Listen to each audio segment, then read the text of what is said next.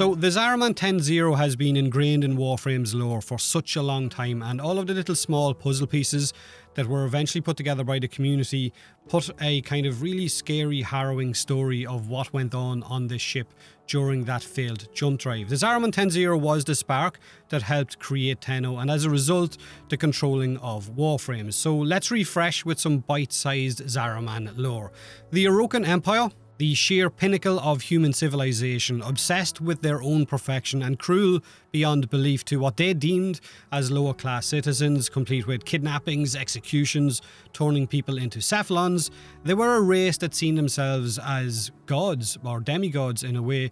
They had already achieved near immortality offered up to them in the form of Kuva. However, in a bid to expand their empire as their resources became very limited and their, population grew, they prepared to send a colony ship towards the Tau region with this expansion in mind, to settle among the stars.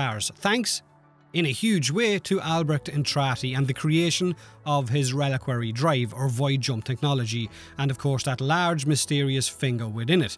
Now this would lead to one of the most pivotal moments in Warframe's fragmented lore, the Zariman 10-0 incident, a ship that we will very soon be able to set foot on in-game and hopefully get to the bottom of what occurred during that failed jump, or at least give us some more breadcrumbs along the story, because the Angels of Zariman update is right around the corner. Now, the Zariman colony ship was a very large military ship, but the extent of the military personnel on board is pretty much unknown. What we do know is that it was heavily populated by families, complete with schools and the whole lot, parents, and of course their children. Children like Rel, which we will get to in a minute. Now, as the Zariman 10-0 initiated its void jump towards Tau, something went horribly wrong. We know this and seen it in the New War story. It failed. The Gala field basically went down. It failed, leaving the Zariman stranded in the void and exposing it to something truly evil. Call it chaos, call it man in the wall, call it some otherworldly entity, but whatever it was, it drove the adults on board the Zariman crazy, murderous, and the hunting began. A section of this story we know from Rel's webcomic. Rel, of course, was a child on board the Zariman, a child with a lot of sensory issues, and in one segment of his webcomic you can read about him hiding behind a crate on board the Zariman as all hell breaks loose around him. There is an adult woman standing in the doorway with a knife in her hand calling Rel's name. Rel, is that you? Don't be afraid, because Mama's here. Of course she didn't sound like this, but it was no longer his mother Kay, it was something else controlling his mother, and Rel knew this. You're not Mama anymore, Rel said. In the end, he presumably killed Kay by firing a void beam at her, and he managed to escape. For now. He would of course later sacrifice his life and bind his soul to his Warframe harrow in an attempt to keep the man in the wall at bay. But of course that's a different story. Initially, the children on the Zariman hid from the now crazy adult crew members, their parents, but they couldn't keep running, and eventually they had no choice but to stop and kill those parents or those adults using their newly acquired void powers. Void powers that they couldn't fully control yet. Now, just a side note, there is a possibility that the upcoming Void Angel enemy types will be remnants of that adult crew, or maybe whatever demonic entity that took control of them. The impaled statues that we've seen in the Angels of Zariman trailer could be what is left of those adult bodies, but the inky flying angels could be whatever originally controlled them, but now they're trapped because they have no body to control.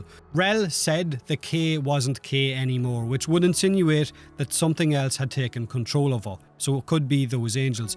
Now, the Zariman didn't show up again in space for years later, floating around in normal space, a dead ship with everything powered down and none of its adult crew members to be found anywhere.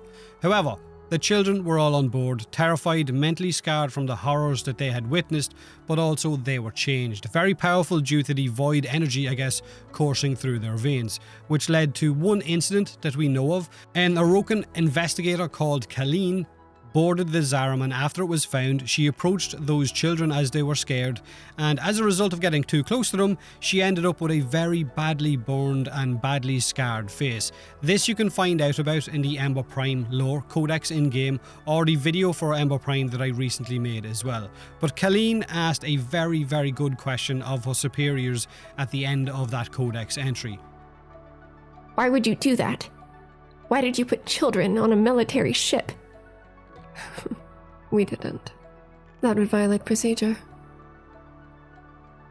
So another side note, this question and the following response by that superior has led to some of the Warframe community questioning if this version of the Zariman was in fact from our universe, or was it a different Zariman that showed up for us with children on board, whereas our Zariman didn't in fact have any children on board, or else it was just the fact that the superior was indeed lying. But the new war story did give us a multiverse, if you will, so it is a very interesting theory.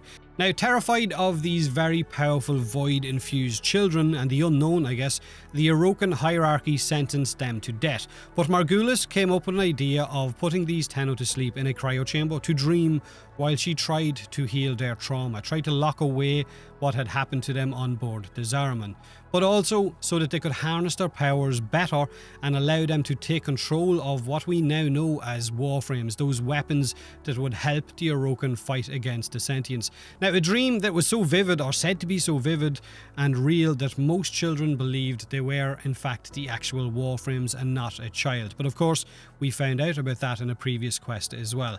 So the incident on board the Zariman, of course, like I said at the start of the video, was one of those sparks that helped create Tenno.